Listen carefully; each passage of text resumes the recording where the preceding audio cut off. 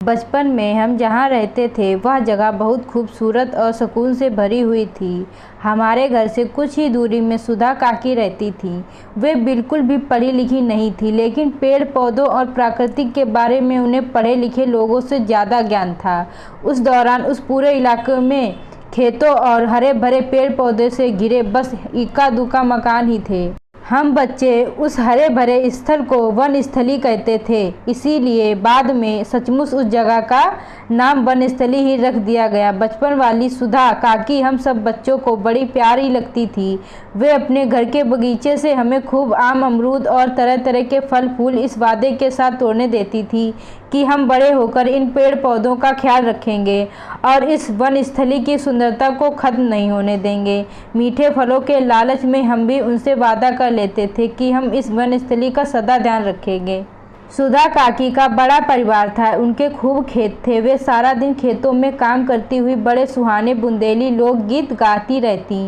ओ लल्ला इन बागन से जीवन है, ओ लल्ला इन खेतन से सावन है, ओ लल्ला इन सबरन की राखे रखियो लाज। प्राकृतिक का संदेश देते यह गाने उस उम्र में ज़्यादा समझ में तो नहीं आते थे, पर उनकी आवाज़ में बहुत मधुर स्वर जरूर लगते थे। सुधा काकी का प्रकृति से अलग ही जुड़ाव था।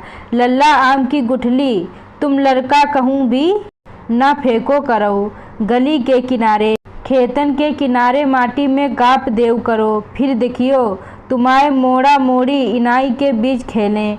हम उनकी बातों पर जोर से हंसकर फिर आम खाने लगते। वो सुहाना सा बचपन आज फिर सालों बाद वनस्थली याद आ गया।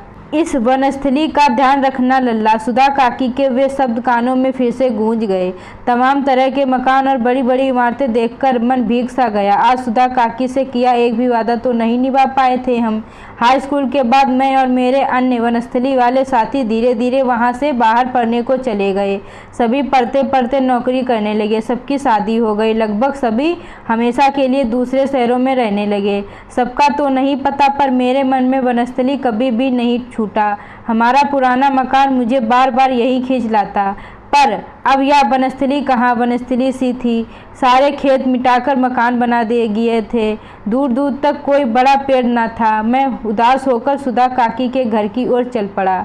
वहाँ जाकर देखा तो उनके घर के बाहर अब भी एक बड़ा सा बाग था और अब भी उनके बगीचे में आम, अमरूद के पेड़ अपनी जड़ें बनाए हुए थे। मैं उनके बाग में जाकर खड़ा हुआ तो एक नन्ही सी बच्ची को छोटा सा पौधा रोपते हुए देखकर बोला, तुम कोई पौधा लगा रही हो क्या? जी अंकल, पौधे हमारे जीवन है। हमारी सुधा काकी हमें बहुत सारा जीवन दे गई। हम सब भी आने वाले लोगों के लिए जीवन रोप रहे हैं। क्या मुझे भी कुछ बीज और पौधे दोगी? मैं भी गली के अगल बगल खाली पड़ी जगहों पर उन्हें रोप दूंगा। मैं अब अपने घर की खाली पड़ी जगह पर और कमरे नहीं बल्कि एक बगीचा तैयार करवाऊंगा। मैंने उस नन्ही सी बच्ची से जैसे ही यह कहा, वह मुस्कुराती हुई कुछ पौधे और बीज मेरे लिए झट से ले आई। मैं मन ही मन सुधा काकी से माफ़ी मांगता हुआ एक बगीचा तैयार करने को कहे वहाँ से जाने लगा और वह नन्ही बच्ची सुधा काकी के गीत को अपनी बोली के हिसाब से गाती हुई पेड़ों को सींचने लगी। ओ बेटा इन बागों से जीवन है, ओ बेटा इन खेतों से सावन है, ओ बेटा इन सबका तुम रखना ध्यान। उस बच्ची का प्राकृतिक प्रति प्रेम देखकर यूँ लगा कि जैसे सुधा काकी ही वापस आ गई हूँ। दोस्तों, आप लोगों को यह कहानी अच्छी लगी हो तो वीडियो को लाइक करें, चैनल को सब्सक्राइब करना ना भूलें।